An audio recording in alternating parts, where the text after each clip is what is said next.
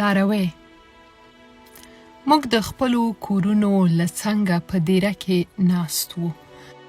له پاسه یو لاروی راغی. د ونې ډډ ته یې ډډه ولګوله.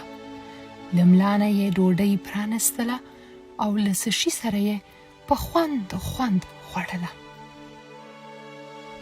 موږ وږي تږي وو. هغه ځان موړ کړ او یخې اوبه یې وڅښلې. موږ روژه وو. هغه بوزه وو ځکه چې په مسافرو باندې روژه نشته. لاروي وویل ما ته د خوړلو اجازه شته او تاسو ته نشته. ما ته خدای خواړه او اوبه روا کړي دي، په تاسو یې ایثار کړي دي. دا د خدای قانون دی. د دې قانون په رمز او معنا پوهېدل پکار دي. د خدای کارونه بې حکمته نه دي. تاسې د دغه عملي تعلیم په اصلي معنا ښه فکر وکړئ.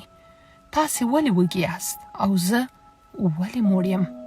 زه په کار او مقصد پسې روان یم او تاسې ځای په ځای پراته یاست. ستاسې حرکت لنډ دی ځکه یې وږي کړئ.